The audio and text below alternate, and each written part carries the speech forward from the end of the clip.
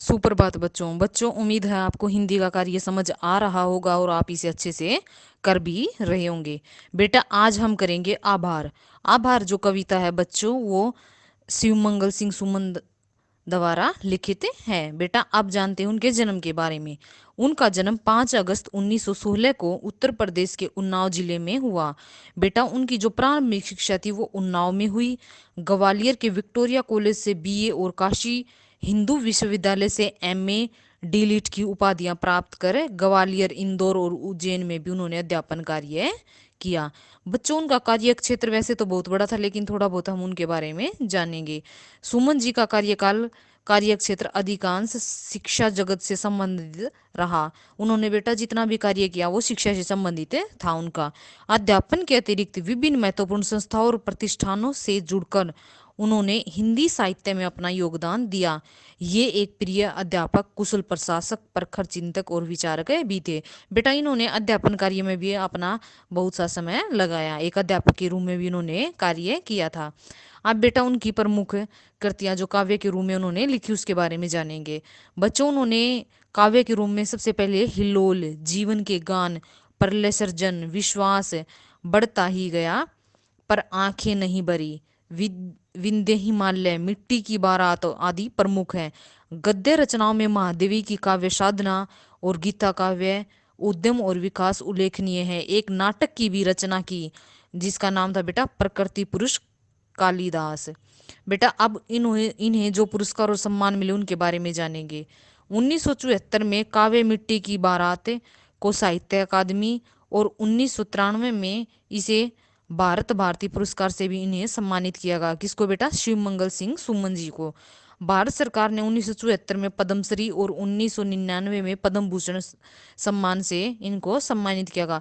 पद्म भूषण जो पुरस्कार होता है बच्चे, वो सर्वोच्च नागरिक पुरस्कार होता है जो इन्हें मिला है। शिवमंगल सिंह सुमन को कब मिला है बेटा? 1999 में। बेटा, इनकी मृत्यु 27 नवंबर सन 2002 को हुई और इस प्रकार हमने एक अच्छे कवि और लेखक को खो दिया। बच्चों, अब हम करते हैं इसका कविता परिचय। बेटा देखो, कविता परिचय। हमारा जीवन क्या है बच्चों? अनमोल। हमारा जीवन अनमोल है। जीवन रूपी पथ पर चलते हुए हम अनेक लोगों से मिलते हैं। जब हमारा जन्म होता है बच्चों, हम अपने परिवार के बीच में होते हैं, तो सबसे पहले हम उन परिवार वालों का आभार व्यक्त करते हैं, क्योंकि कहीं न कहीं उनका हमारे जीवन में अनमोल स्थान रहा है। उसके बाद बेटा, जब हम स्कूल में जाते हैं तो स्कूल में दोस्तों के रूप में, अध्यापकों के रूप में हमसे अनेक लोगों का मिलना होता है। फिर हम उनका आभार व्यक्त करते हैं, क्योंकि जीवन के पथ में कहीं न कहीं उनका भी हमारा सहयोग रहा है। इस प्रकार शिव मंगल सिंह सुमन ने अपने जीवन में अपना जो जीवन रूपी संसार है उसका पथ, रास्ता, उस रास्ते पर जो चलते हुए जितने भी लोग उनके आसपास से आए हैं उन सभी का उन्होंने आभार व्यक्त किया। वे कहते हैं कि जीवन में जब हम अपने जीवन रूपी पथ पर चलते हैं तो सुख और दुख हमारे साथ चलते हैं। कुछ लोग हमारे साथ चलते हैं, कुछ लोग बिछड़ जाते हैं, कुछ नए लोग मिल जाते हैं। बेटा, जैसे हम बचपन में रिश्तेदारों के बीच में होते हैं, लेकिन जब बड़े होते हैं तो दोस्तों के बीच में होते हैं, रिश्तेदार पीछे छूट जाते हैं। जब हम और बड़े होते हैं तो अपने कार्यालय में होते हैं, जो हमारे सहभागी होते हैं, काम करने वाले हमारे साथ, उनके साथ होते हैं, तो बचपन के दोस्त पीछे छूट जाते हैं। ऐसे ही जीवन में कुछ पीछे छूटते हैं, कुछ हमें नए मिलते जाते हैं। तो इस प्रकार जितने भी दोस्त उनके पीछे छूटे हैं, जो साथ चले, उनका सबका उन्होंने आभार व्यक्त किया है कि भाई जीवन के पथ में मेरा साथ देने के लिए मैं सबका धन्यवाद करता हूँ।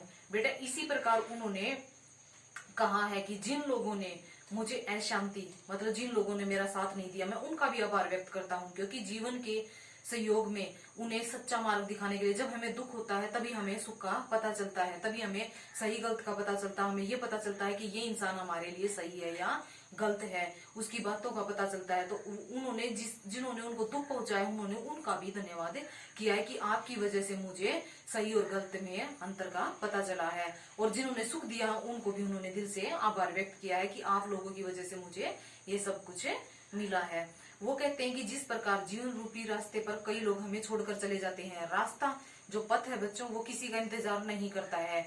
लोग चले जाते हैं लेकिन पथ वैसे ही रहता है, उस पर और नए लोग आते रहते हैं। उन्होंने सभी बातों के लिए सबका आभार है, बार बार आभार व्यक्त किया है शिव मंगल सिंह सुमन जी ने। उसी प्रकार बच्चों, हमारे जीवन में भी अनेक लोग होते हैं, हमें उनका आभार व्यक्त करना चाहिए। इससे क्या होता है? इससे हमें ऊर्जा मिलती है। जैसे शिव मंगल सिंह सुमन जी ने एक बात और कही है बच्चों, कि किस प्रकार जीवन में, भाई किस प्रकार जीवन में हमें भाई कुछ करते हैं तो दूसरे लोगों का सहयोग हमें मिल जाता है।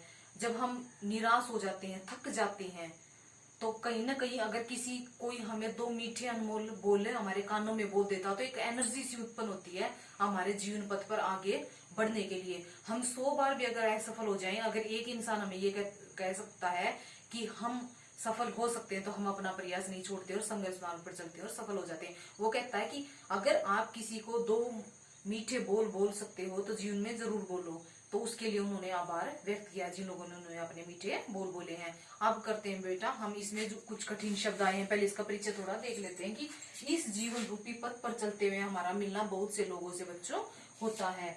जैसे परिवार में रिश्तेदारों से, स्कूल में दोस्तों से, और जब हम अपने जीवन में आगे बढ़ते हैं तो कई और लोगों से मिलते जाते हैं।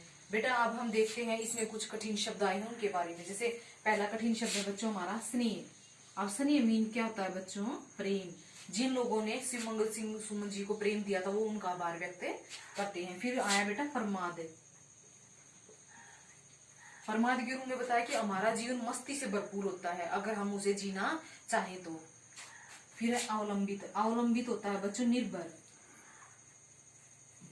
अवलंबित, इसमें शिव मंगल सिंह सुमन ने कहा है कि हम किसी न किसी पर हमेशा निर्भर रहते हैं। फिर कहा है बेटा काया। काया होता है शरीर।